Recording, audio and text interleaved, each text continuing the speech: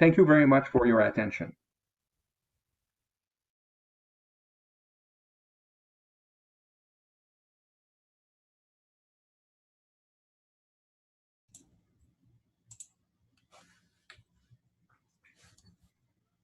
Hello, Pierre. I think that doesn't leave us much time for questions. So if you want to hand it off to the next co-host, I appreciate it. Thank you. So maybe Benoit will answer some questions in the chat since we don't have much time. Thank you everyone for being there. Thank you for the opportunity of the ACI International to present our members and the work that is done in research and engineering services in Quebec and Eastern Ontario chapter. So I will hand off the mic and video to the ACI Colombia chapter.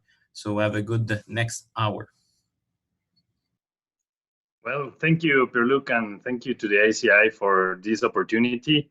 My name is Gonzalo Gallo. I'm part of the Colombian chapter, and it is my pleasure to introduce one of our speakers. The first speaker is Mr. Carlos Arteta. He is an associate professor at the Universidad del Norte in Barranquilla, Colombia.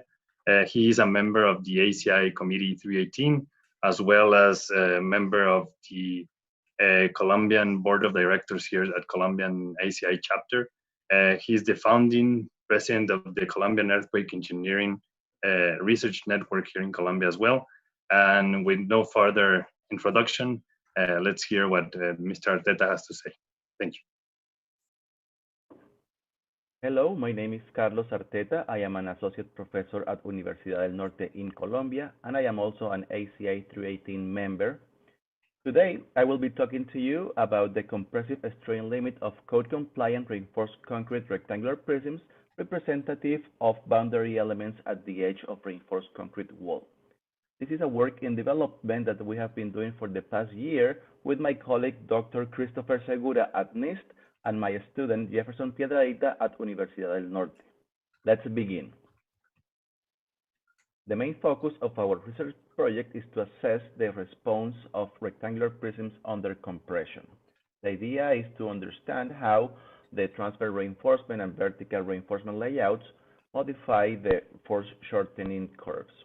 Before 2010, only those specimens by Mander and others in 1988 were the reference, but in 2010, the 8.8 Maule earthquake hit, and it showed that some of the provision in the construction codes used in America and around the world were not giving proper protection for a slender reinforced concrete wall against flexural compression damage.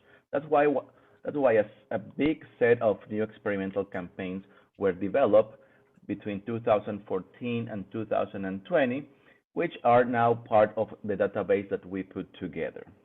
In total, we have 51 specimens that are representative of the boundary elements at the edge of reinforced concrete walls with a special detailing.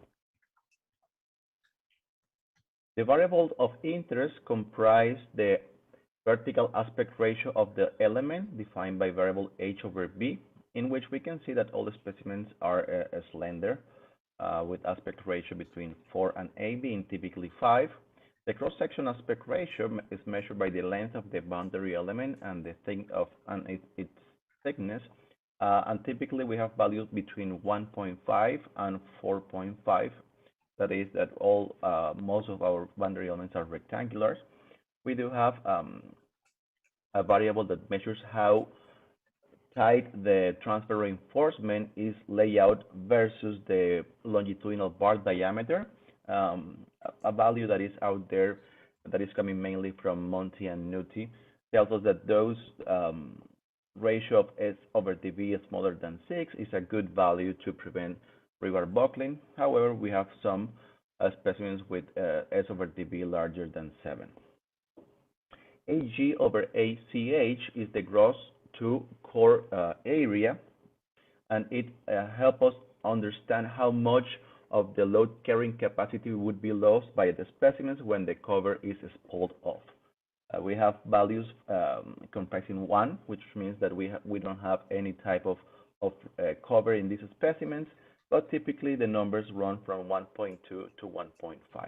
Again, the larger the number is, the smaller is the core with respect the core area with respect to the gross cross-section area. And we are also defining the amount of transverse reinforcement through the thickness direction of the specimens with rho x, and we are running from 0.3 all the way to 2.1, being typically 0.3 and 0.6%. In the other direction, rho y is measuring the same amount of the same type of data, having typical values between 0.5 and 1.0. We separated the specimens in 4 big classes depending on their detailing. Detailing number 1 comprises those specimens with outer hoops with ties and unsupported bars within the cross-section. The detailing number 2 comprises a big outer hoop with all bars tied with cross ties within the cross-section. Detailing number 3 comprises overlapping hoops with some bars not tied within the cross-section, and detailing number 4 comprises overlapping hoops with all bars supported. The larger the number of the detailing, the better the protection against buckling that we found for this specimen. Here we have the typical response organized by authors of the applied force divided by the maximum force reached for each specimen versus the average strain of the specimen. That is the shortening of the specimen divided by the total length. One of the main variables that we are interested in is at which point in the average strain they reach the maximum capacity. This is named here as epsilon sub c 100, and at which value the drop after the peak, the load after the peak dropped by 20%, which we denoted as epsilon sub c 80. This is a strain limit capacity that we consider is safe for the specimens. So for the researchers out there, we got to estimate the density of this epsilon sub c 80 value, and they can, with the results of our research, find that the median value of epsilon sub c 80 is 0.75%, and the standard deviation in logarithmic units is 0.6. This will serve some of the researchers and practitioners select a value that is acceptable when they are doing some type of displacement-based capacity of structural walls. And we also found that a power law is able to fit very well the data between epsilon sub c 80 and epsilon sub c 100.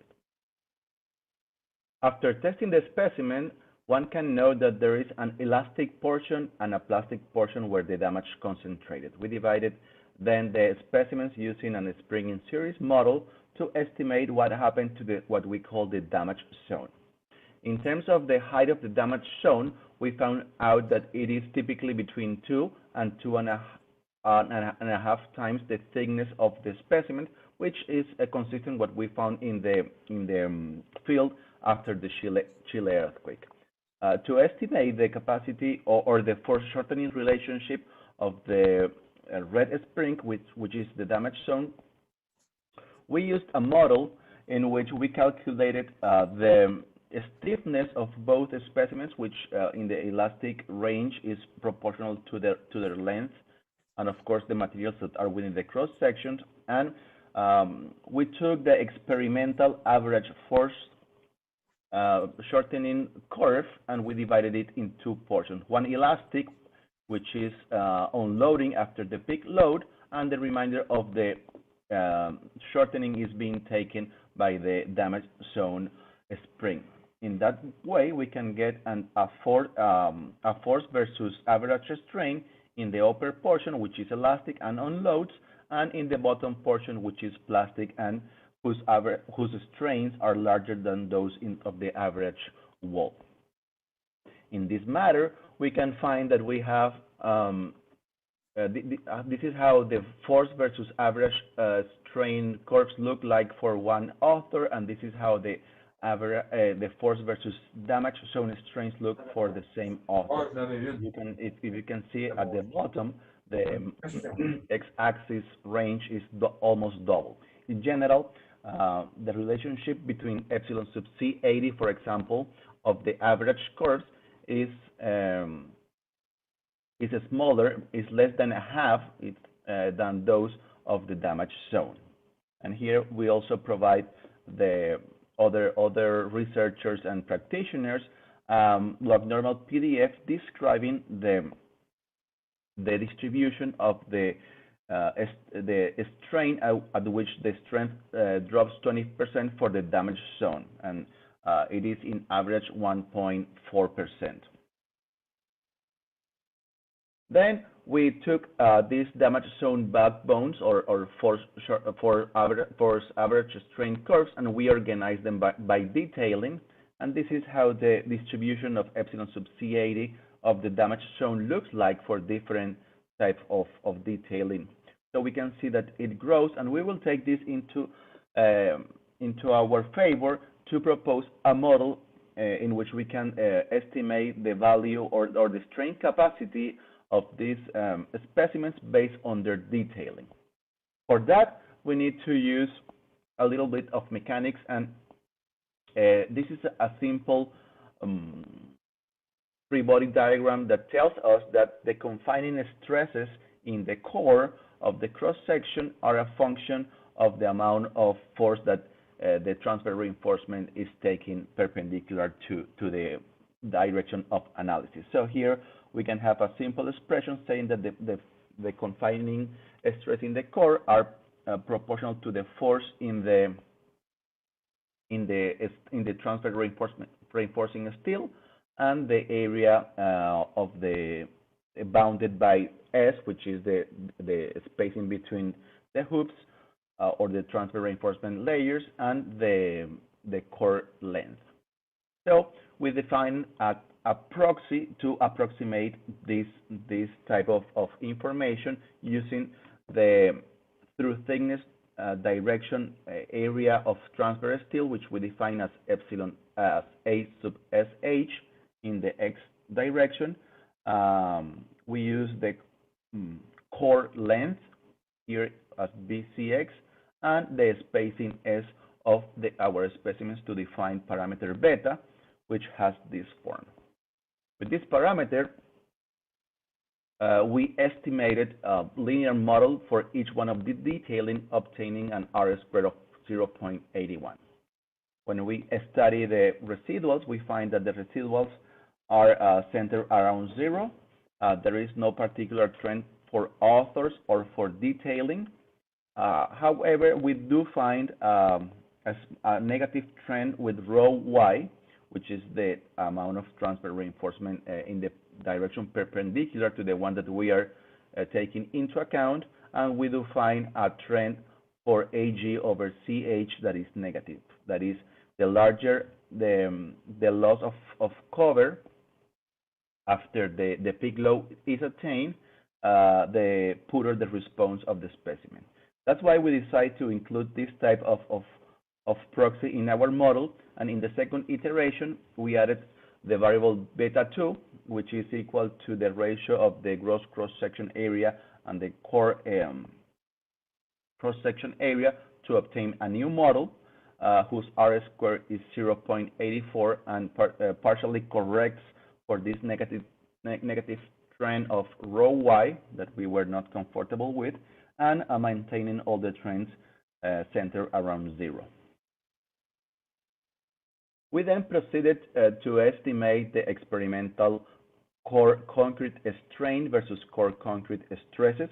Here we are presenting two different models very well known in the literature. One is the Satziglu and Rathmel model developed in 1992, which goes up in a parabolic manner, and then after the peak it drops in a linear manner. But maybe the most well-known model out there is that by Mander, whose parabolic shape is controlled by this R term, and then the value of the strain at maximum stress. To gather this type of data in our experiments, we put together these simple springs in parallel model in which each one of the springs is representative of one of the materials within the cross section of the specimens.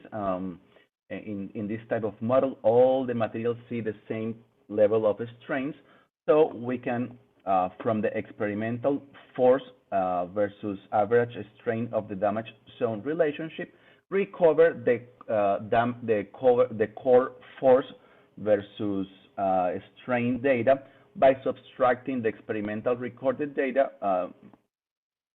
by subtracting two models, one for the cover and one for the longitudinal steel, from the experimentally recorded data. In this manner, we can then obtain the force versus strain of the core, and it's a matter just of dividing this number by the cross section of the core to obtain the core stress versus strain relationship. Then we fit a Mander model to this type of data to obtain a distribution of curves according to the detailing. Here we have them for detail 1, detail 2, detail 3, and detail 4. You can see that the larger the detail, the post-peak slope of these curves becomes less steep. One particular fact that we need to mention here is that we only recover here those curves for which the confining strength capacity was larger than the unconfined concrete strength capacity. This could happen when you induce some out-of-plane moment in those specimens, hence they are not able to reach the maximum capacity. We are still working on that because we ran out of data here at detail 2, detail 3, but from these data points, we also recovered the fracture energy, which is related to the area under the stress-strain curve. This area is proportional to the fracture energy and the length over which it was measured, which in this case is the damage, the height of the damage zone. So here we can see it, depending on where you measure this fracture energy, if you measure it here down at epsilon 20 or epsilon 50 or epsilon 80, meaning that not all of the curves are able to reach 80% capacity drop. Well, we have this type of data and correlated it with rho x. Here we lose some quality in the fit. This is something that we are working on still, but we do have some simple proxy as the through thickness direction volumetric transverse steel ratio to estimate the fracture capacity.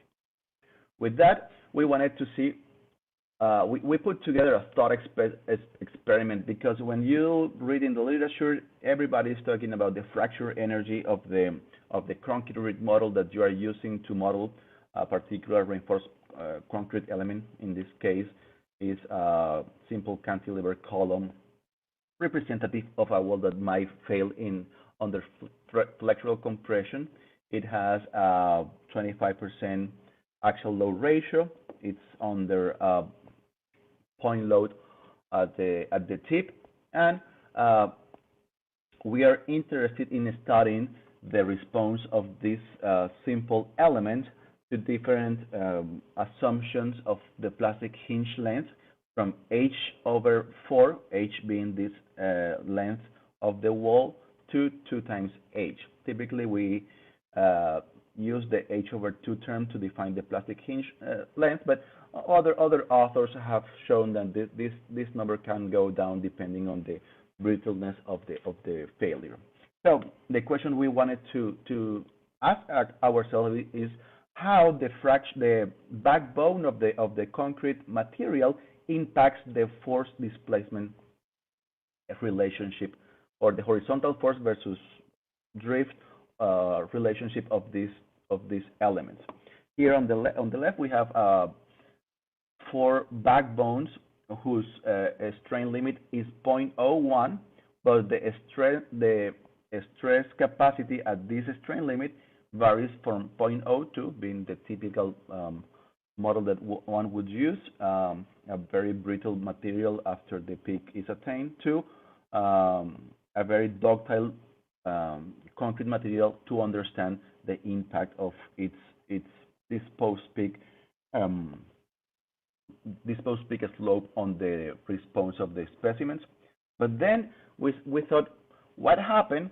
So in particular, all these curves on the left will have a different GFC, meaning the fracture energy. But what happened if the concrete material have the same fracture energy, but different backbones to achieve this same number? So we believe that this GFC, that the backbone does impact the response of the specimen independently of the value of the fracture energy. So when we have this problem, well, for the LP equal H/2, the moment versus curvature relationship and the force versus drift relationship, well, it mimics the response at the concrete level, meaning that, well, the red concrete material will produce brittle response, while the blue one, who's more ductile, will produce a more ductile response. If we focus on the red curve that is brittle, one could also be constrained by the let's say the plastic hinge length that one can use in modeling, and that's where the regularization methodology comes in place. This was developed or mentioned for reinforced concrete specimens by Coleman and Espacone in 2001, and basically they say that if you have, if you know the fracture energy of your material, you can tinker with this post-peak slope. Particularly, they talk about the epsilon 20 strain, moving it to the right or to the left to obtain an independent or an objective response of your element, independently of the length of the plastic hinge that you use. So here, if we run the specimens from H/4 to H, we can see that the brittle, the smaller the plastic hinge length is, meaning this blue line, the more brittle the response is, and the larger the plastic hinge length is, the more ductile the response is, even for this non-ductile type of uniaxial constitutive material model. However, with this regularization procedure, we can play with this curve, move it to the left and to the right to obtain objective force versus drift relationship by tinkering with the concrete model. So what we were doing is a check on regularization, not only for the typical backbone proposed in the literature, but the other backbones that I showed you previously. So as a summary, we developed these curves in which one can estimate the value of the ultimate strain in terms of the initial strain, depending on the plastic hinge length, and it follows a very nice power law with without affecting too much the value of the fracture energy. So the regularization methodology works even for different material backbones. And then we proceed to study what happens when, well, for example, you have these two backbones that are coming from experiments. You know the height over which this backbone was measured, and then you can gather the area under the curves. Hence, both of these materials have the same fracture energy over damage zone height. And let's assume that then you want to model a wall whose plastic hinge length is equal to this H/dc. So regularization has nothing to do in this particular example. But then the shear versus drift capacity of the wall is impacted by the backbone, even though both backbones have the same fracture energy, and even though the plastic hinge the model is equal to the plastic hinge expected in reality, we would be getting different responses at the element level once both materials move into the post-peak slope. And this is a typical response of elements that do not strain harden but strain soften. So the whole point of this talk here is that we can the backbone of the material is important to the response of the element, and that is why we would like we wanted to present to the community different backbones according to the detailing, which are a function of the epsilon sub C0, which is the strain at which the maximum capacity is attained for each detailing, which we have here in this table, and also parameter R. So parameter R goes from 3 to 1.8. 3 or larger numbers are for softer post-peak responses, and smaller numbers are for more ductile post-peak responses. So here we are presenting the backbones for those boundary elements that have a detail number 1, 2, 3, and 4. And when we contrast them against the measurements that we have for this experimental data, they are behaving in a good manner. So at the end, we will, at the end of the research, the idea is to give the research community different backbones for according to the detailing of the boundary elements, so they can do they can improve their modeling on the assessment of the displacement capacity of these slender structural walls with the special boundary elements at the edges. With that, I want to finish and thank you.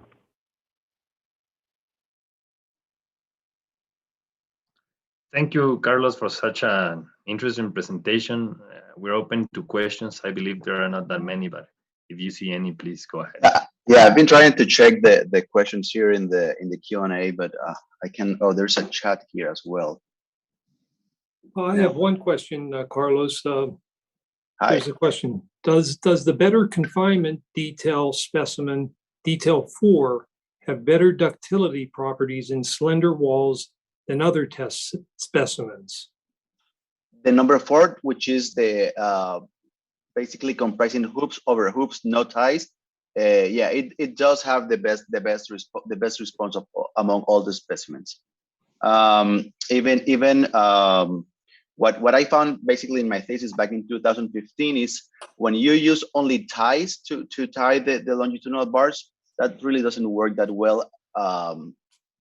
But other authors found that only hoops over hoops over hoops will basically tying the bars with a hoop leg is what really works and might be the solution for the problem. Although I don't think it is easy to construct those, because if you have, let's say, a very long boundary element, stacking many hoops one over the other will make every layer of transfer reinforcement pretty thick.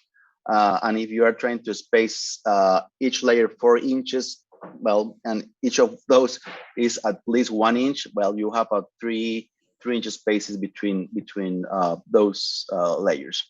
But yeah, basically at some point, I think in California, the hoop over hoop, there is a machine that can construct these overlapping hoops, and people have been using those since, I guess, back in 2016 or so. Okay, thank you.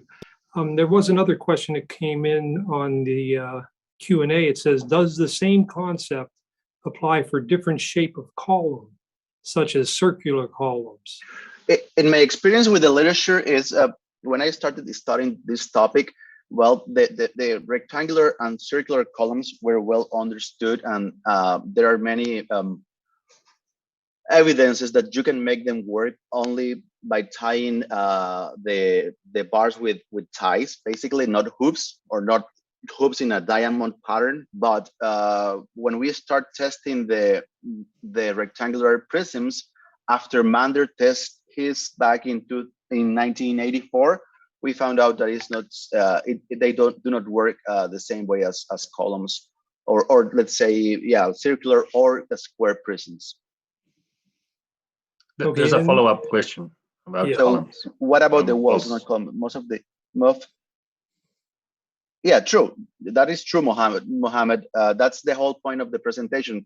Actually, detailed one is the typical one used prior to the results in my thesis. After that, there's a provision in 318.14 in which, and then later in 19, in which the configuration of the ties for boundary elements of the special walls had to be changed, because it is not a good idea to have non-tight bars within the boundary region that is expected to yield in flexural compression.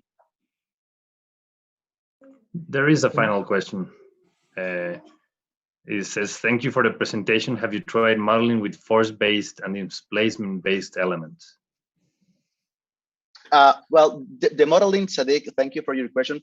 It's not really part of the presentation. The whole point of the little model that we shows, which is a force-based element, which is the Berkeley way of modeling. We go for perfect equilibrium and let the compatibility do its work. But the whole point is not modeling for the presentation, is just to show you that the little example that you might have two different or you might have the same fracture energy of a material with different backbones, and those will produce different responses at the global level. So at the end, when we're writing the paper of this presentation, what we want to propose is, based on the detailing, which is the backbone of the concrete model that you should use if you want to mimic one of these detailings within the boundary region of your special structural wall. So it's not really the scope of our modeling talking about force-based or displacement-based elements, just the impact of the different material properties.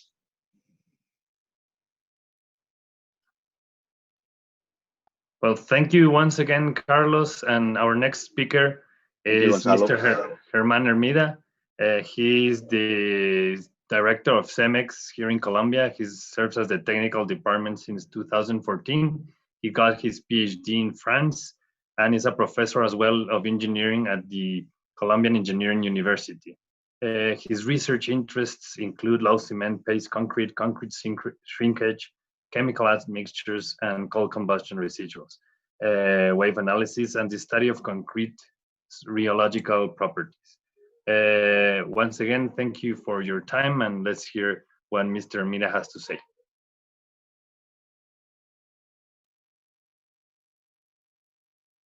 Everybody, my name is Germán Hermida from Colombia. We would say an amazing subject today, which is the shrinkage, which is concrete shrinkage. So, concrete composition and shrinkage. So, like everybody knows, concrete suffers dimensional changes at fresh and hardened state.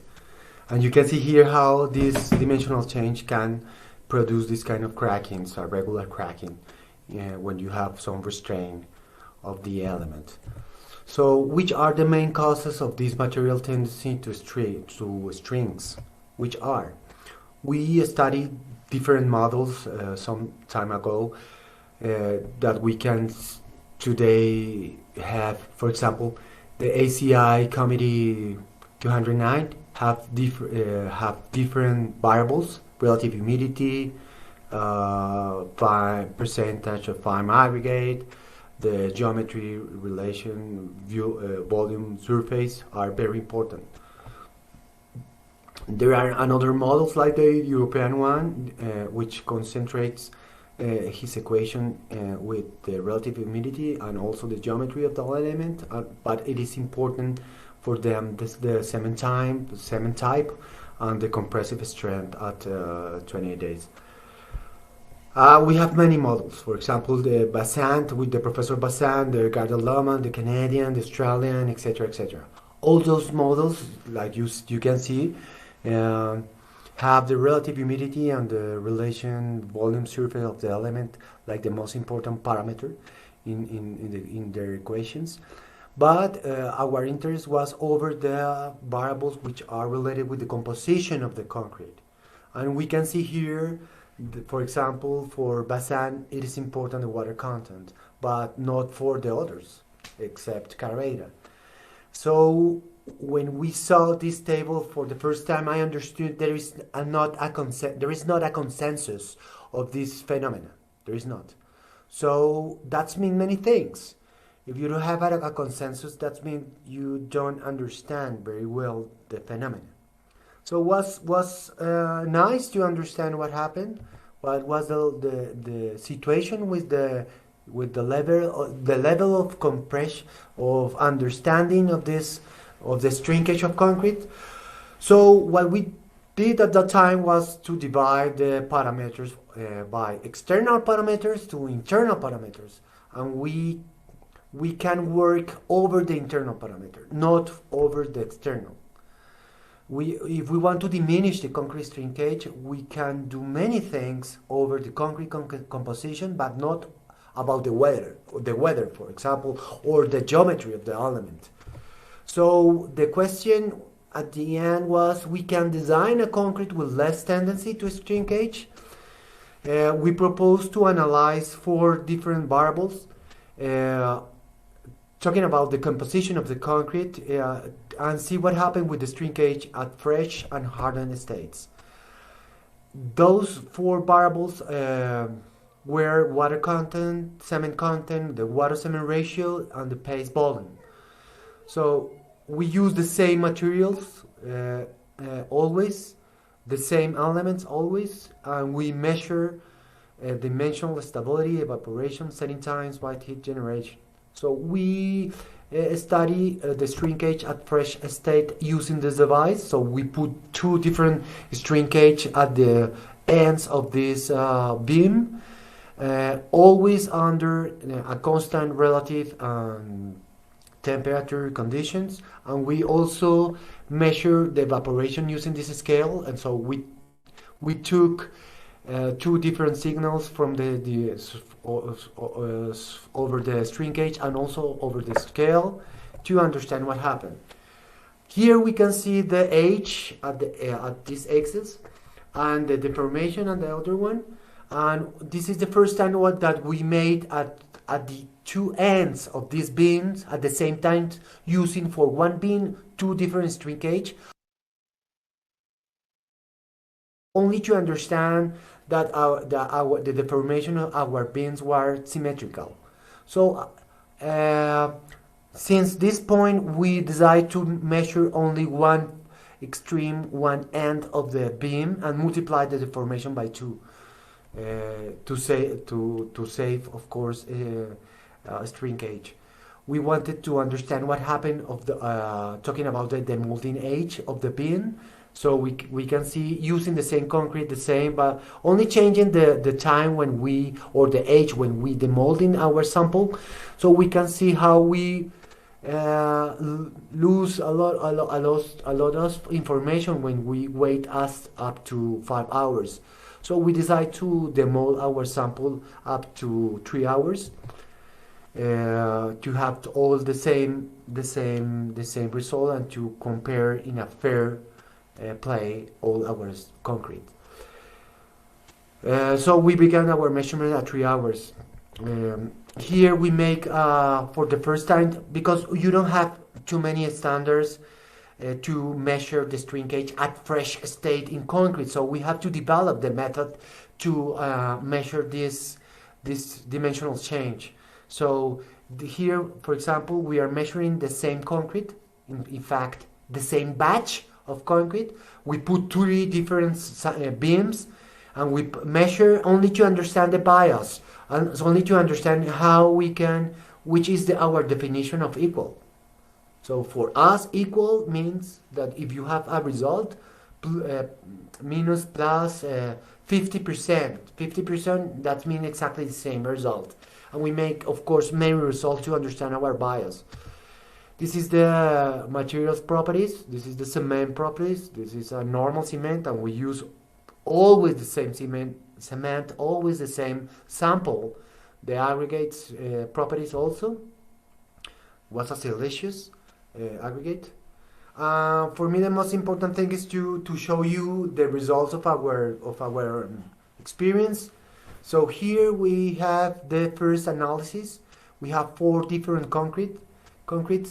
And we, of course, like you see in the table, we want to see the effect of the water-cement ratio over the shrinkage at fresh and hardened state. Okay, and we have to maintain the relative humidity constant, the geometry constant, the ambient temperature constant, of course, the materials quality constant, and we try to make exactly the same thing over and over and over to have this is our result on fresh state. You can see the shrinkage measurement at 24 hours expressed by percentage of the length of our sample. I think it is important to understand the values to see the range. For example, the yellow one, the concrete with higher water-cement ratio, has a shrinkage of 400 or 0.0% at 24 hours. Meanwhile, you have the red one, which has the lower water-cement ratio with a result, a result which multiplied by 2.5 times the other one. So you have a huge variation of this shrinkage, so more than 2 times. So that means something happened inside. So talking about the composition of concrete, but you have the same quality of the materials. So, and you change only the proportion of the materials, and the shrinkage is completely different. So a normal for a student who began to make, for example, research, he concludes the conclusion of this result can be okay. If you have less water-cement ratio, so you will have a higher shrinkage at 24 hours. No, it's not true. Yes, it's true. No, it's not true. Why? Because when you change the water-cement ratio, you change many other things, and you have to talk about them. For example, we can see the problem water against solids. You can see the problem cement paste against aggregates. Why not? So if we talk about these variables, if we mention these variables, the red concrete, the red one, can have so high number of shrinkage because you has less water or has less cement paste. Why not? Not so. We have here. So the question is, who is the responsible of this dispersion? Talking about the yellow one against the red one, which is the responsible? Yeah, is the water cement change the responsible of this increasement of the shrinkage? Is the water content? Is the paste volume? In fact, we cannot conclude with this information. No, we cannot conclude. You have one equation and you have 3 unknowns or 3 variables. How you can solve this equation? It is impossible. Could be those of 3 variables or another. So only with these results we can only conclude one thing. The responsible of this pair is not the cement content. It's not the mass content because it was constant, like you see here. Yeah? It's not the cement, was fun. So this guy helped us to understand how to solve this problem. What we have to do is to maintain one of those variables constant and change the others. To see, for example, in the last, for example, this we make it's like to have 4 equations and 4 unknowns or variables. So the last series, for example, of concrete, we maintain the water content constant. For the first series, we maintain the paste volume constant. For the second, the water-cement ratio, the quality of the paste was maintaining constant. And here we maintain the cement mass constant. Talking about the last series, we have, for example, for the first line, we have an HPC, high-performance concrete. A concrete which is made for skyscrapers. And the last line is a concrete for sidewalks. This is something very weak, very etc. etc. And the variables change a lot. For example, the water cement ratio changed by 2. Here the cement content changed also by a factor by 2. So if you have, for example, imagine for a second that you have the same shrinkage for the first line of this series and for the last. Is because the water controls this phenomenon. So it is interesting. So we make the same. So we can see the same result that we are seeing before. Then we the other series with the paste volume constant, and also the range is huge. And of course here in this series you have the red one, because you can see the colors are consistent. So the red one, which is the worst, is again with the lower water cement ratio, but it's again with the lower water content. But this is new with the higher cement content, and we cannot talk about the paste volume. It's not the responsible of this in fresh state. Here we maintain the quality of the paste constant, and you can see the range is lower. Of course, we maintain the range of this scale. We can see, but here, for example, the worst case, which is the red one, has the lower quantity of the cement, so it's not consistent with the last one, with the higher. So maybe the cement content is not the key in the shrinkage at early age. So, and here, voila, wow. The shrinkage is very, very similar. So it's almost the definition of equal. And it's exactly the series that I was talking about, with the same water in common, with the same quantity of water. So this HPC, the red one, behaves very close to this concrete for sidewalks, because it's very suspicious, the water content. So what we did at that time is to see what happened if we take all our results against the shrinkage at 24 hours against paste volume, have anything between them. There is not a relation between the paste. The cement content, neither. The water cement ratio is not related with the shrinkage at 24 hours. Wow, this is our best correlation. And yes, is the free water. The free water is related with the shrinkage at 20. And when we show this result to a friend, I was happy with this result, but I don't like at this point. And my friend told me, you have to erase this point. And I told him, never. I made this point 8 times. So I won't erase this point. No. I was not happy because I thought that the water was. So remember also that we were measuring the evaporation of all our trials, and with our team we tried to, because we read a lot about the evaporation and the shrinkage at early age, and we measured this and didn't correlate.